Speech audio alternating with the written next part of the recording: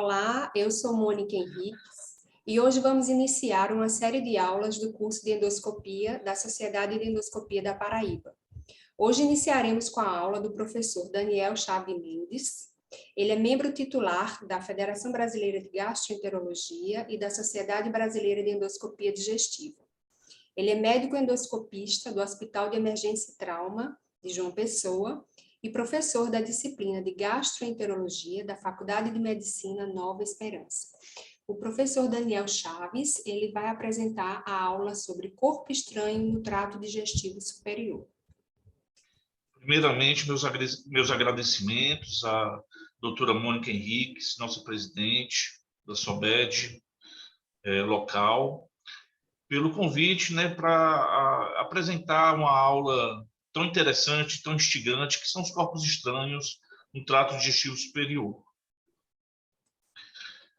Inicialmente, os corpos estranhos no trato digestivo superior são ocorrências frequentes nos pronto-socorros, nos hospitais da nossa região e, eu diria, em todo o país, né? É uma ocorrência frequente e também, outro dado interessante, que 80% desses corpos estranhos vão ter uma resolução espontânea, certo? Então, os corpos estranhos que vão chegar para o endoscopista giram em torno de 20%, um pouquinho menos, porque alguns desses corpos estranhos o próprio otorrinolaringologista também resolve, antes do paciente chegar ao médico endoscopista. Existe uma distribuição bimodal, certo? Em relação aos corpos estranhos do trato digestivo. Crianças entre 1 e 5 anos, né, que são essa faixa etária mais frequente de corpos estranhos, e também adultos de 40 a 80 anos. A literatura varia um pouco. A gente pode encontrar alguns livros, textos, alguns artigos falando que as crianças são mais frequentes que os adultos. E em outros serviços, em outras literaturas, nós observamos que eles falam que os adultos são mais frequentes. No Hospital das Clínicas da Faculdade de Medicina da USP, o pronto-socorro, apesar de ser um pronto-socorro de referência também para crianças, recebe lá mais adultos, certo? Com corpos estranhos. E também a percepção que eu tenho e que outros colegas têm no Hospital de Emergência e Trauma é que também os corpos estranhos em adultos são mais frequentes que nas crianças, apesar de também ser um hospital referencial para esse tipo de caso clínico, corpos estranhos em crianças. O esôfago é o órgão mais acometido, né, mas está seguido da hipofaringe e o estômago, né? Tanto em crianças como em adultos, podemos ter doenças do esôfago, afecções do esôfago, que facilitam a presença de corpos estranhos nesse órgão, no esôfago. Então, essa tabela é interessante nesse sentido. Isso também é estatística do Hospital das Clínicas, né?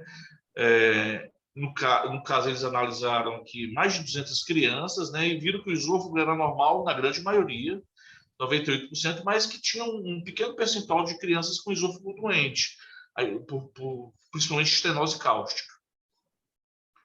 E nos adultos, a grande maioria, 77%, vai ter um esôfago normal. E o restante, em torno de entre 20% e 23%, os pacientes vão ter algum problema no esôfago, alguma afecção no esôfago, seja uma estenose benigna, uma estenose maligna ou megaesôfago, certo? Também nos adultos a gente observa a relação de corpos estranhos do trato digestivo com quadros demenciais, pacientes privados de liberdade, né, aqueles pacientes presidiários, né, que ingerem o corpo estranho na tentativa de obter algum ganho pessoal, certo? Afecções do esôfago, como eu já falei, né, que existe tanto em crianças como em adultos, estenoses benignas ou malignas, alterações da motilidade, a esofagite eosinofílica, alcoolismo, crises convulsivas, aqueles pacientes que têm próteses dentárias pouco ajustadas de repente, numa crise convulsiva, ele ingere de forma inadvertida o corpo estranho. Pacientes que apresentam uma pobre mastigação, aí há a possibilidade de ingerir bolos alimentares, peixe, fragmentos ósseos. E isso, principalmente na minha impressão, né, de outros colegas, aqueles pacientes que têm próteses dentárias folgadas, pouco ajustadas, às vezes durante o sono, né, principalmente pacientes idosos, né, pode também ingerir inadvertidamente tais corpos estranhos. Então, dando continuidade aqui à nossa aula, nas crianças, o corpo estranho esofágico mais comum é a moeda, né, uma incidência de 87%, certo? Vocês observam aqui nessas fotos de radiografias que, às vezes, o principal diagnóstico diferencial no corpo estranho desse, que é a moeda, é a bateria. E existe uma forma de diferenciar os dois corpos estranhos, que é o sinal do duplo contorno ou duplo círculo, como queiro chamar, certo? É uma forma da gente diferenciar se é uma moeda ou se é uma bateria. No adulto, um dos principais corpos estranhos, fragmentos de carne, uma incidência de 65%. E aqui nessa foto a gente verifica o corpo estranho, né, impactado devido a uma estenose maligna, um carcinoma epidermoide, em terço médio do esôfago, e a retirada desse esôfago em um fragmento único, que às vezes é difícil a gente conseguir isso, com uma alça tipo cesta. Lembrando que quanto mais um corpo estranho dessa natureza, que é carne, fica no esôfago, mais difícil fica a retirada dele em um fragmento único, né? Ele se fragmenta, se despedaça à medida que a gente vai tentando retirar, certo? Por isso que nesses casos, às vezes, vai precisar passagens repetidas no aparelho de endoscopia, pelo crico faríngeo, certo? Então, às vezes, o overtube, nesses casos, pode trazer algum auxílio para esse tipo de procedimento. Em relação ao diagnóstico, a anamnese bem feita, o paciente, o médico perguntar para o paciente adulto, né, sobre o tempo de ingesta do corpo estranho, o tempo de jejum, isso é muito importante, a característica do corpo estranho. Às vezes eu peço, na minha vivência, eu peço às vezes até para o paciente desenhar, porque eu tenho uma noção do tamanho do corpo estranho, certo? Quando é criança, a gente vai precisar muito do apoio do responsável pela criança. E uma boa avaliação clínica e, às vezes, uma boa avaliação do otorrinolaringologista, aqueles pacientes que têm queixas altas, né, podem nos ajudar muito. Às vezes, até a gente não ser chamado para avaliar o paciente. O otorrino mesmo resolveu o caso clínico. Principalmente, por exemplo, espinhas de peixe cravadas em amígdalas ou em região de valécula, né? Então, isso o próprio otorrino pode resolver, né? E a apresentação clínica é variável, né? O paciente pode ter uma queixa de disfagia, cialorrena, queixa de corpos estranhos altos, náuseas, vômitos, dor abdominal, enfisema subcutâneo, certo? Principalmente quando, nesse caso de enfisema subcutâneo, quando há a presença de complicações, né? Assim como o enfisema subcutâneo, pneumotórax, pneumomediastina, a gente quando aparece esse tipo de sinal clínico, a gente está diante de uma complicação. O raio-x ainda é uma ferramenta que a gente pode solicitar, né?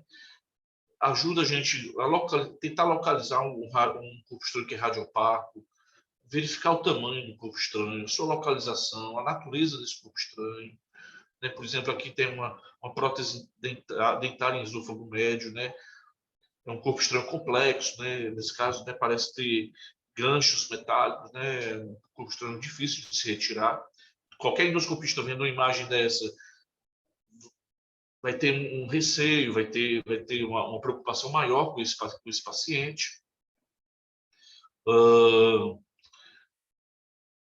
Esse sinal aqui nessa outra radiografia que mostra uma retificação da coluna cervical no corpo estranho radiotransparente, né? É um sinal indireto de corpo estranho, né? A coluna cervical retificada. E, evidentemente, né, de repente, uma tomografia computadorizada mostrando sinais de efizema subcutâneo, pneumonia de axila, pneumotórax, isso fala a favor de complicação, né? E é um alerta maior para toda a equipe médica.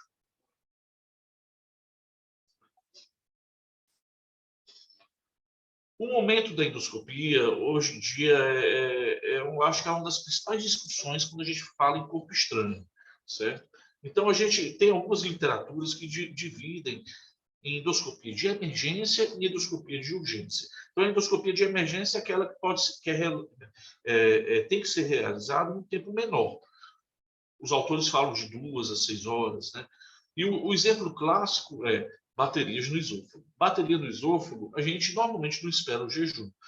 Alguns autores falam em realizar o exame em até 2 horas, né? Então, a gente não espera o jejum pelo risco de necrose e perfuração de esôfago, principalmente as baterias que estão no esôfago, né? Objetos pontiagudos, né? Tanto no esôfago como no estômago, né? São corpos estranhos que a gente também tende a não esperar tanto tempo, mas a gente tem que ter uma ideia que se o paciente, por exemplo, logo após a ingesta do corpo estranho fez uma refeição copiosa, a gente tem que pesar isso na balança. A gente faz o exame de imediato. O tempo de jejum não é importante também, a gente tem que colocar isso numa balança, né? Pelo risco, né?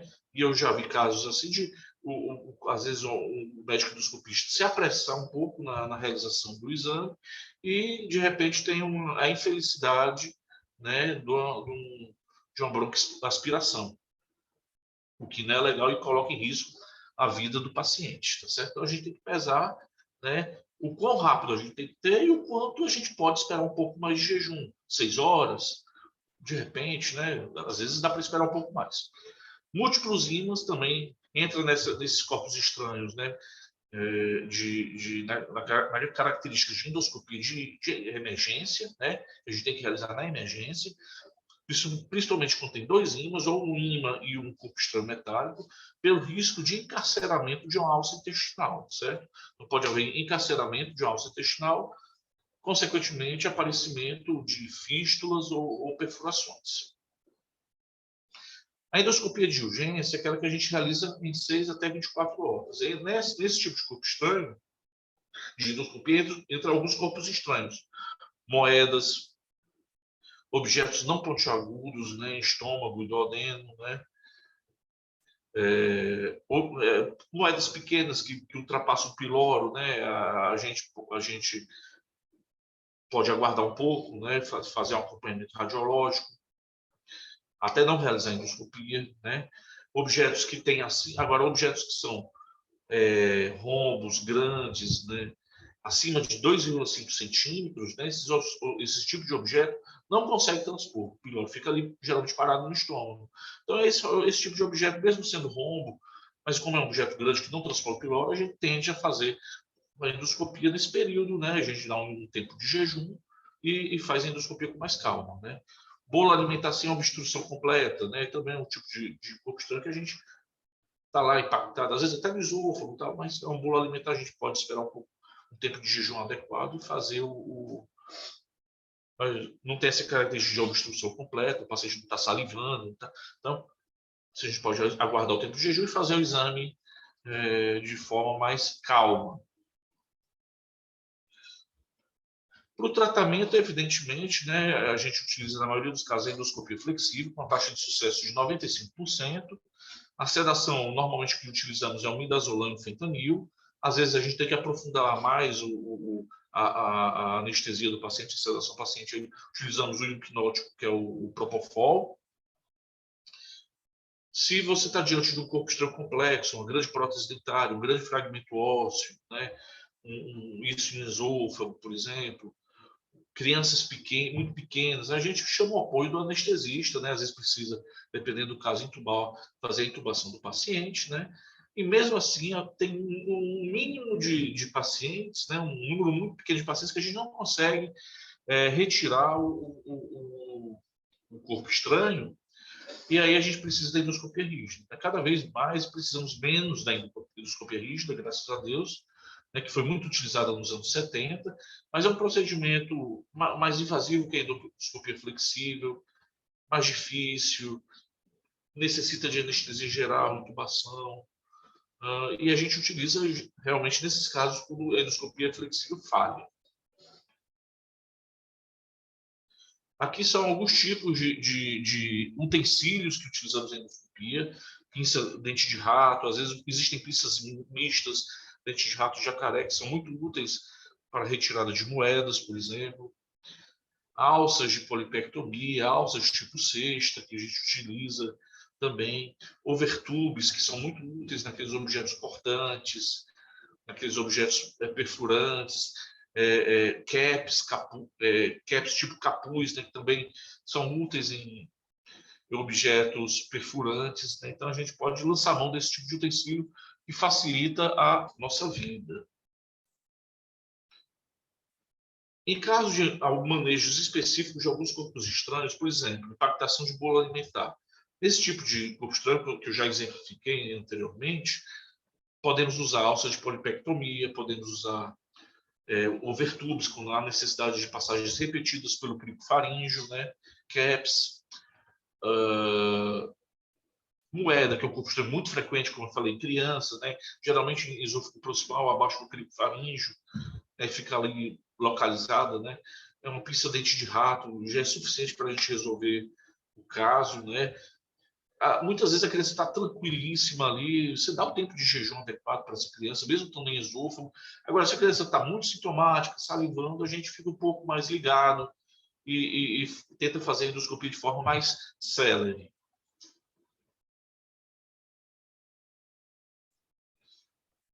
As baterias, né? O exemplo clássico de emergência endoscópica, médica, podemos usar pinças dente de rato, jacaré, né?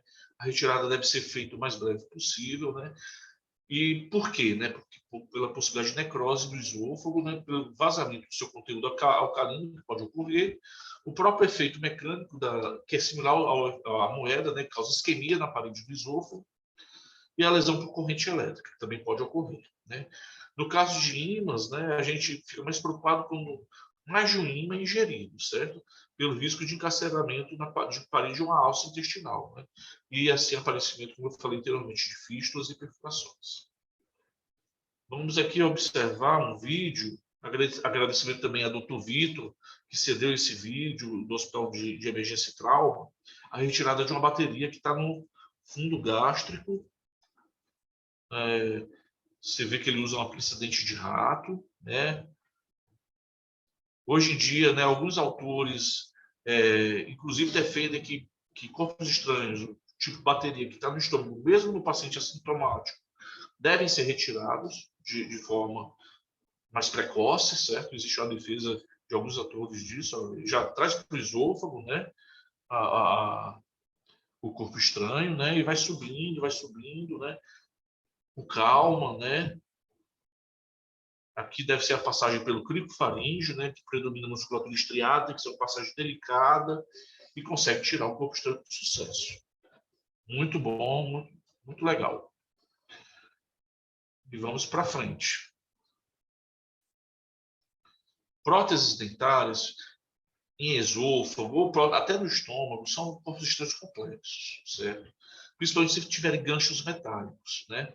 Então, às vezes, a gente não consegue com endoscópio flexível, a gente tem que usar a esofagoscopia rígida, né?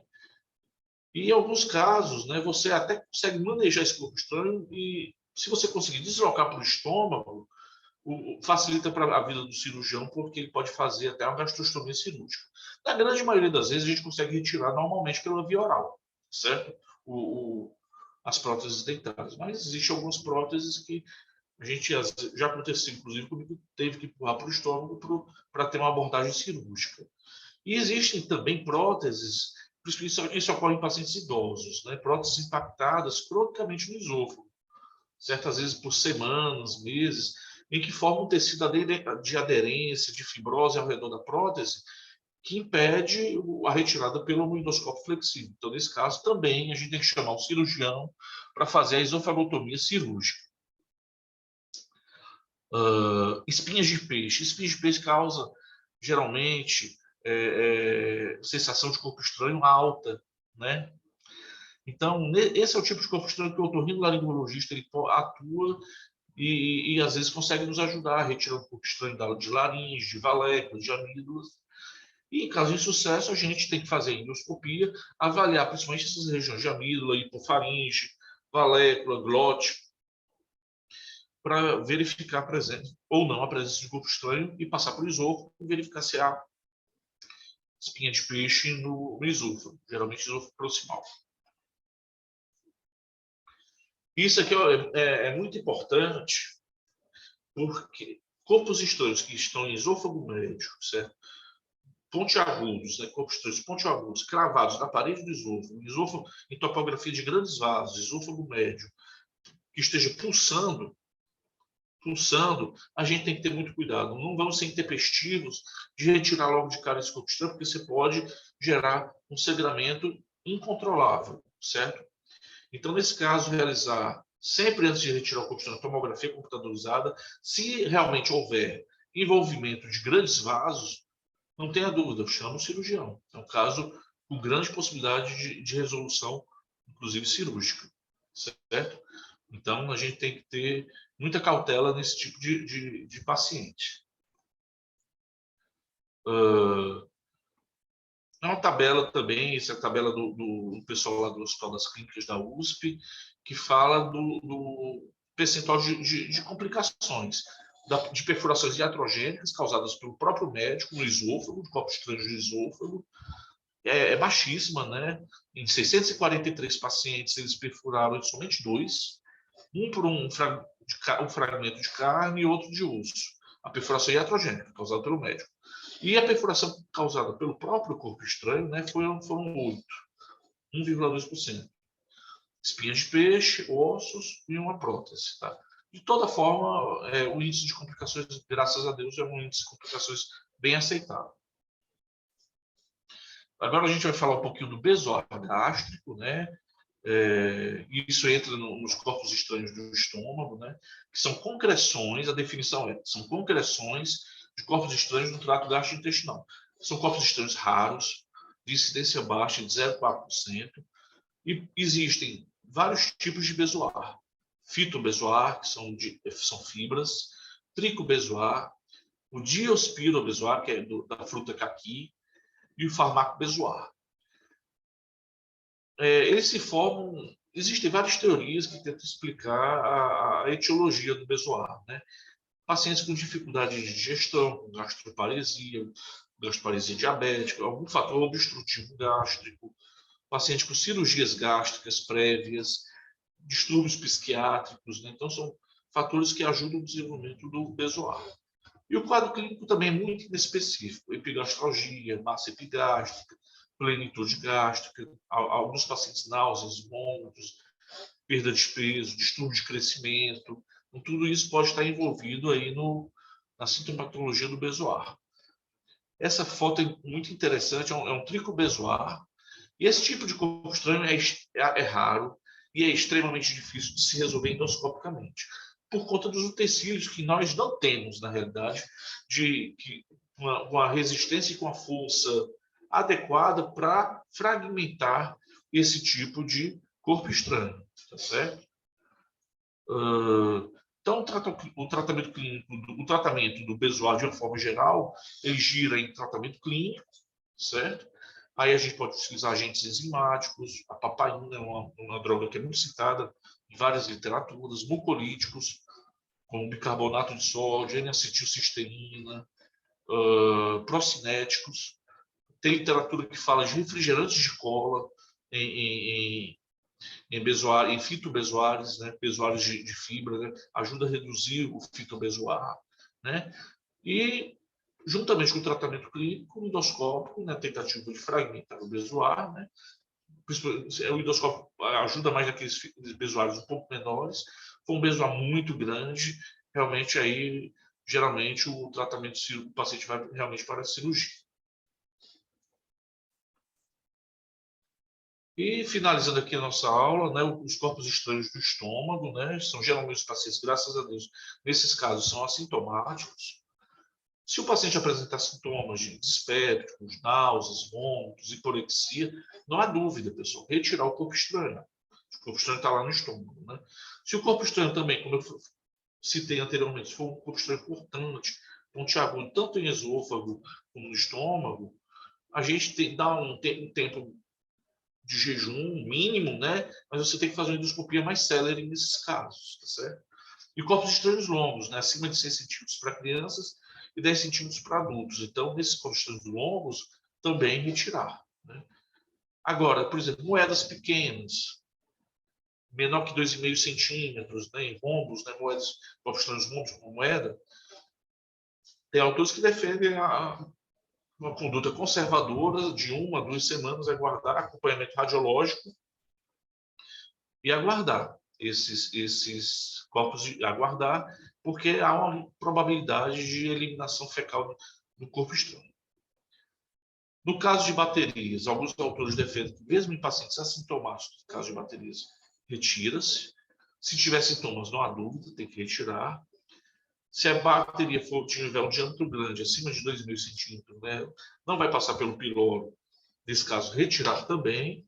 Ou se a bateria, mesmo pequena, ela fica lá até 48 horas paradinha ali no estômago, sem dúvida, retirar também. E pacotes de cocaína, né? Se os papelotes forem de látex, que são mais resistentes, alguns colegas usam laxantes para eliminação fecal, certo? Mas se você notar que a embalagem é mais frágil, certo? Não tente a retirada endoscópica, pois basta um papelote desse se romper, você pode levar um paciente a um quadro gravíssimo, certo? Então, nesses casos, né, considerar cirurgia. E é isso, pessoal. Eu vou terminar a aula com esse vídeo aqui também. Eu já agradeci ao Dr. Vitor, né? Eu acredito que esse aqui foi do Hospital de Campina Grande, né? E agradeci também à doutora Mônica pela a honra de ministrar essa aula. E desejar sorte aos outros colegas, né? Que tomara que a gente consiga fazer um curso muito bem sucedido e que essas aulas sejam proveitosas tanto para os colegas que estão iniciando na arte da endoscopia, como para os colegas que estão aí há mais tempo, né, a título mesmo de uma revisão, né? É um tema que a gente acha que conhece tudo, mas tem corpo estranho que faz muito endoscopista ficar receoso de fazer o exame. Tem corpos estranhos realmente muito difíceis. E é o exemplo desse vídeo. Olha que corpo estranho, pessoal. Um garfo no estômago. Olha a dificuldade do endoscopista. Ele está com a pinça de corpo estranho, né? E ele está, pelo que eu estou percebendo, está tentando girar ou tentar posicionar o garfo numa situação melhor para a retirada, certo? Um corpo estranho longo, né? Talvez aí, se ele pegasse pela haste do garfo, fosse um pouquinho mais, que é o que eu acredito que ele vai fazer agora, né? Vai ser um pouco melhor para ele tentar girar. Você não evita retirar o corpo estranho, quando é um corpo estranho pontiagudo, tirar pela parte que provavelmente vai ferir mais a mucosa, né? A gente tira pela parte menos agressiva, tá? Que aí é a haste, né? Eu acho que ele vai tentar rodar o piloro ali na frente. A haste está no antro, né? Bom, definitivamente é um corpo estranho, complexo e difícil. Difícil retirar. Aí você já vê cravando, né? Ele vai tentar ir soltar, né?